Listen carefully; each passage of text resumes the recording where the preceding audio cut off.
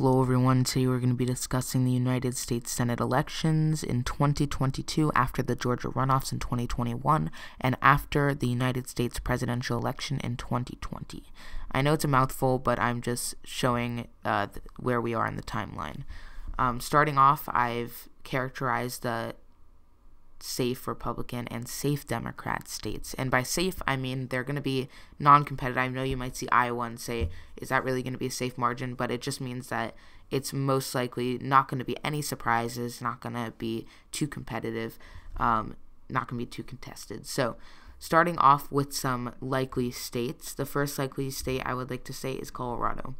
Colorado in 2016, Michael Bennet won by 8. I believe that is a barely likely margin, and it's given the demographics of Colorado and how it voted out a Republican senator in 2020, Cory Gardner.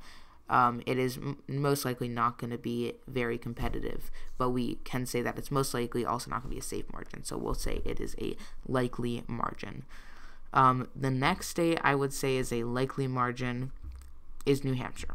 And this has a bit of a if, because in 2020, Chris Sununu, the Republican, won about 2 out of 3 Americans, 65% of the vote, which means 2 out of 3 Americans basically were willing to vote for a Republican in New Hampshire, which voted for Joe Biden by a likely margin, which is a Democrat. So it's a mostly Democratic state, but it voted for a Republican governor. So if Chris Sununu runs, it could get more competitive, but he has not displayed any interest in running. So I will say it is a likely margin, and I will update this if he does decide to decide to run accordingly. The next state I would say is a lean margin, because we're done with the likely margins.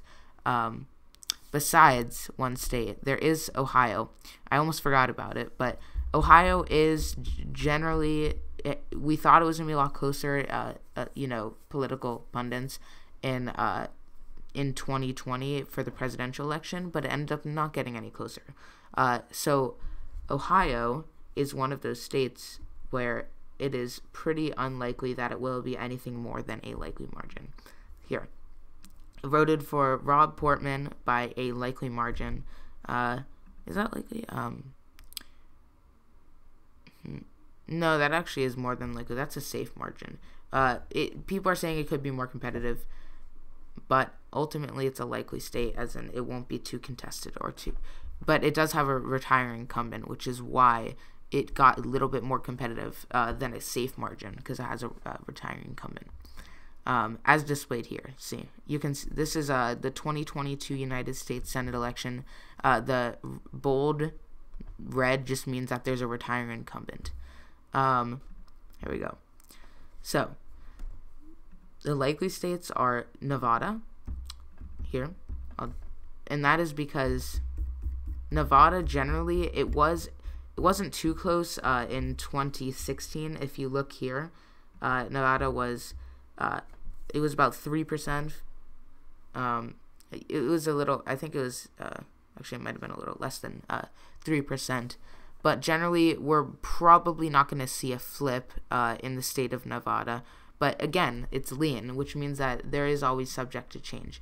That's why I put as lean, because it could potentially be closer, and it could potentially be less close. So then we have Arizona as a lean state. And I say that because in 2016, here, let me look, 2016. So 2016 was John McCain. He sadly passed away and was replaced by Martha McSally. If you don't know Martha McSally, she was appointed, I think back in 2016 for when he died for John McCain's seat.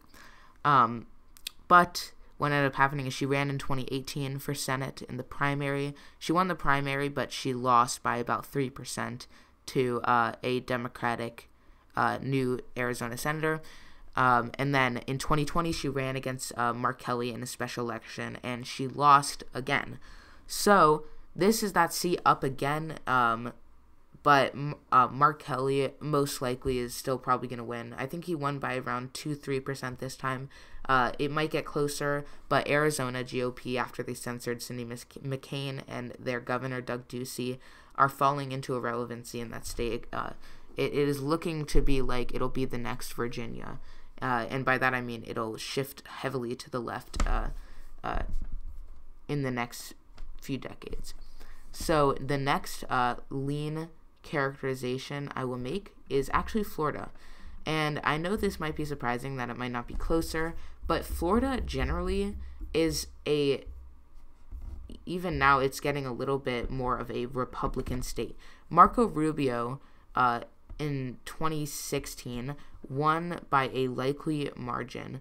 And we're probably going to, there's no retiring incumbent, so we're probably going to see that again, especially since it voted for Donald Trump in 2020 more than it did in 2016, which it was one of the very few states to actually do that. So it is likely that it will be either a lean or likely margin. I just said lean because depending on the Democratic candidate that we get there, it could get more close. So the next state that I will characterize as a lean margin is North Carolina. And that is because we are most likely not going to see any surprise in North Carolina. It usually almost favors the Democrats, but then it always ends up voting for the Republicans, except on the governor level. Here, I'll try to find it here. If you look, this is a likely margin that Richard Burr won by. Even though there is a retiring incumbent and it could get closer, I still can only characterize it as a lean margin for now. Here we go. The next, so there you can see there's only 4 states, and you're wondering why I didn't. You might be wondering why I didn't characterize Alaska, and that is because Alaska is very, very wonky, and by that I mean I almost wholeheartedly think that Lisa Murkowski will win. She is a strong candidate. I say that in an objective sense. She literally won a. If I could pull it up, she here it is, New Hampshire, Alaska. So. Literally in 2010, Lisa Murkowski got 101,000 Americans to write in her name, like a literal write-in candidate, and she won. If she can run a successful write-in candidate, a write-in campaign, I am almost certain, and wins in 2016 by I think that's almost a safe margin, if not a safe margin. I almost wholeheartedly think that she will win.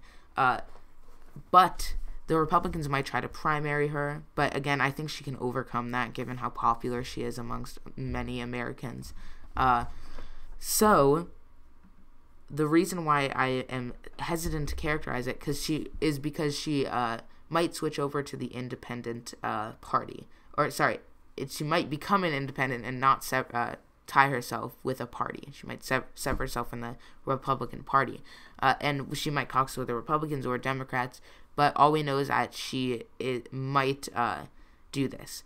So that's the reason I'm hesitant to characterize it, but either way, I would still say it's probably a lean Republican state in the sense that she is going to win, and there isn't a definitive thing as to whether she'll switch to the independents, and even if she does switch to the independents, she might caucus with the Republicans anyway.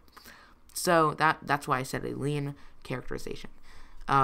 Not because I don't think she can win. I very much think she will win, but because she might switch over to either the Democratic Party or switch over to an independent and caucus with either Democrats or Republicans.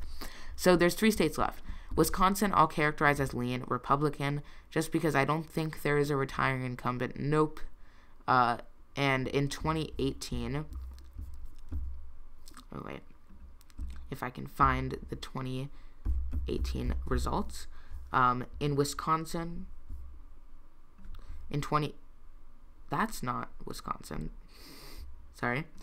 In Wisconsin, Ron Johnson won by a lean margin, and I think he would probably win by it may be closer, but it would still be a lean margin, most likely.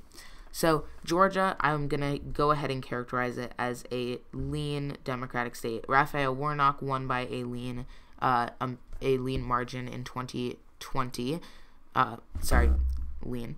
by a lean margin in 2020. And yes, there is most likely going to be lower turnout, which is worse for the Democrats, but it'll either be lean or tilt because generally Georgia demographics are changing. If you don't know, they are one of the few states where polling was actually correct, and the only toss-up state that actually went to the Democrats in the House, and both seats went to the Democrats in the Senate. So the demographics are changing. I will say it's a lean state, could change to tilt, but most likely going to be on the Democratic side. If you don't know, the Democrats already have a majority here. They already have 50 seats in which Kamala Harris would break the tie. So that's all they need. All they need is Georgia, Arizona, and Nevada out of the lean states. That's all they need. Once they have that, they're good. Once they have that, they're pretty much gonna take the majority at that point. And that's not a lot. They won all of these seats already. So they already have a majority right now. So all they need is these seats. They just need to retain them, and then they keep their majority. But if they want to expand it, I believe there's one state where they can really work on focusing to expand their majority, and that state is Pennsylvania. If you don't know, Pennsylvania has a retiring incumbent. Here, I'm trying to find it here. So Pennsylvania has a retiring incumbent, Pat Toomey. Over here, you can see bold red, which means retiring incumbent. See, Republican retiring. If you don't know, Pat Toomey only won in 2016, which was a pretty good year for Republicans down ballot. Won in 2016 by only 1%, a little over 1%. That is not good, especially since he's a retiring incumbent, which means retiring incumbents generally do better for the opposition party, just because they're usually more respected. So, since there is a retiring incumbent, I am actually going to characterize this right now as a tilt Democratic state. This is the only tilt state that I actually have in a characterization, is a tilt Democratic state, which is Pennsylvania. I believe that even though 2022 will most likely be a relatively good year for Republicans, we can't deny the fact that there is a retiring incumbent who in 2016, which was also a good year for Republicans, only won by 1%. That is why I am switching it over to a tilt Democratic characterization, which means I believe Democrats will have 51 seats in the Senate, and the Republicans will have 49 seats. And I will update you once this changes, if it changes. Thank you for watching my video. Please like and subscribe if you did like this video, and peace.